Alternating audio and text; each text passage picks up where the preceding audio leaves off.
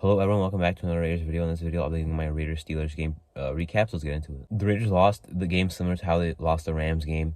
Unfortunate, probably our season's over now. I mean, it can't be officially over though because the Dolphins lost to the Packers.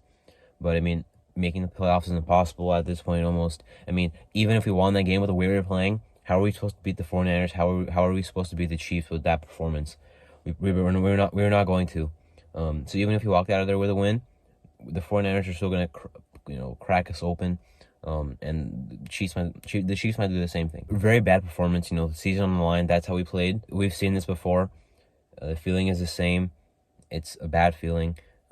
Should have won.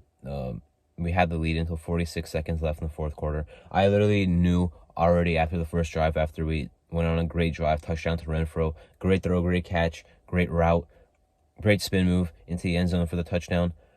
That was great, but we've seen that before where our offense scores in the first drive and doesn't do anything for the rest of the game.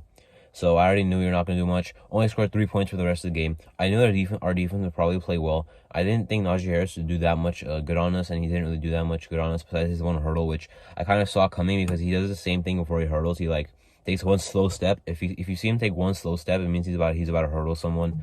That happened right before he hurdled Nate Hobbs. Our run defense is solid. The pass defense was all right. I mean, Amik Robertson was not playing that well. Nate Hobbs is not playing well. Linebackers, Perriman was playing nice before he got hurt. Chandler Jones, he got hurt. Crosby was good. Billings is good to have back. Tyler Hall making a lot of good plays. That's at least something on the bright side to look at. He had a really good game, and it's already good that we have him locked down next year on a contract that's very cheap, $1.01 million. That's like the lowest you could have gave him, and he could be a quality starter for us next year. He is a quality starter for us in the slot right now, so at least that's something positive. But the defense played really well.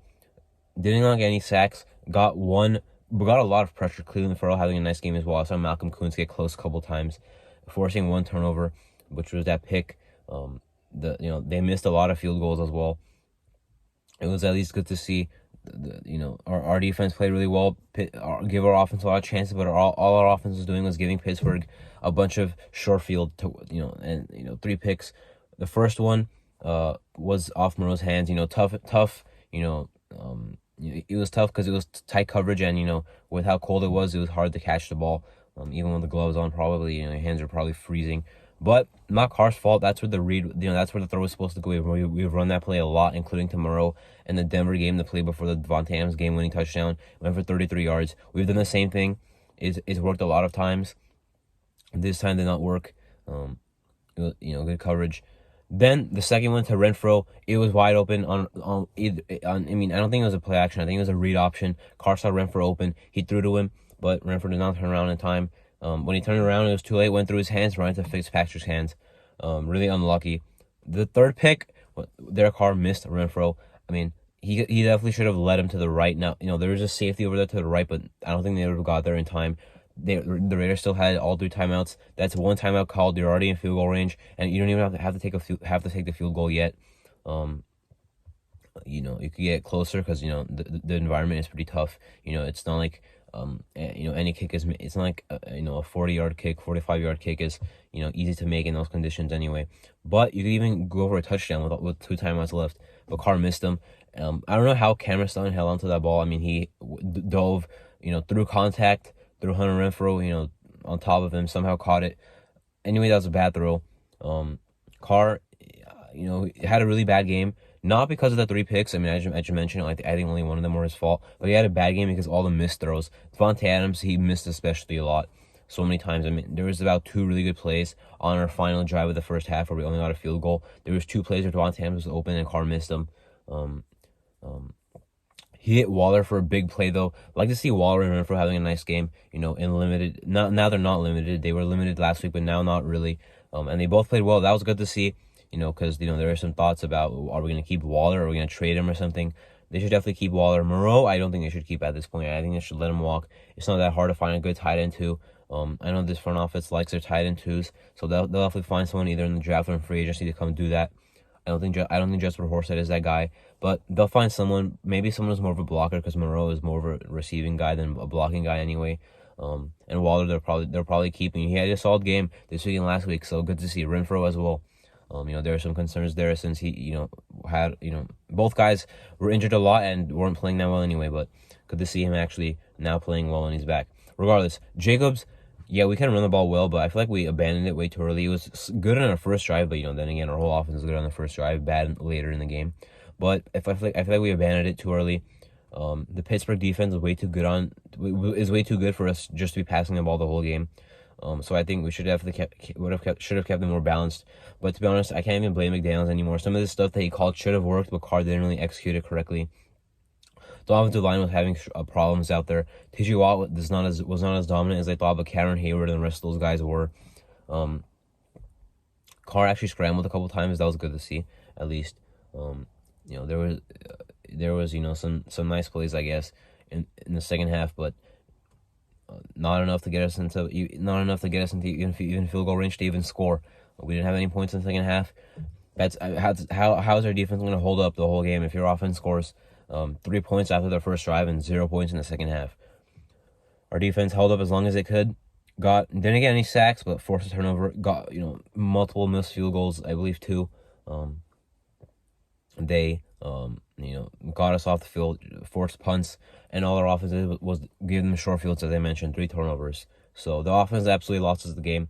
This might be the game where officially, Derek Carr, his career with the Raiders is like officially looking over. Like he's still gonna play the next 2 games, but this is the game where I think I flipped the tide, flipped the switch. I love DC. I haven't been making videos for that long, but if I was, I definitely would have mentioned this offseason, last offseason, the offseason before that. I've always been a big Carr guy. I'm still not gonna give up on him. I still think he could play well. I mean, I don't think he'll play well these next 2 games, but because we play good defenses. But I'm saying I wouldn't be opposed to keeping him, but at this point I don't see it happening, and I don't know if it should happen. I would say now a lot of people are also saying cut him and keep Jacobs and like pay Jacobs the amount of money you just freed up by cutting Carr. I don't know if Jacobs even wants to come back. I mean, I'd rather have Jacobs back than Carr, but if Jacobs does not want to come back, then there's no point in doing that. And right now he looks pretty upset. So does Devontae Adams, but he's not going anywhere. Same thing with Crosby. He's not going to go anywhere. Chandler Jones, his season is probably over with that injury, but we'll see how he plays the next 2 years because there's no way we cut him. Or there's no way anyone trades for him with that contract. But I like the potential he showed basically since like week 12, week 11, he's been playing really well. Denzel Perryman, free agent. I don't see us bringing him back, but I think. I mean, I know, and he's pretty good, but not really the coverage style we're looking for. And I know he has 2 picks, but not really much improved in coverage since, from last year. I'm not sure if he comes back. He's a free agent. His season's also probably done now. Our linebacker room is very thin. Darian Butler, UDFA. Luke Masterson, UDFA are our top 2 guys. Luke Masterson has been playing well, so that's good to see. But outside of him, Darian Butler, I mean, we have a couple guys in the practice squad. We have Curtis Bolden on the active roster. The linebacker room is going to look tough for the rest of the year.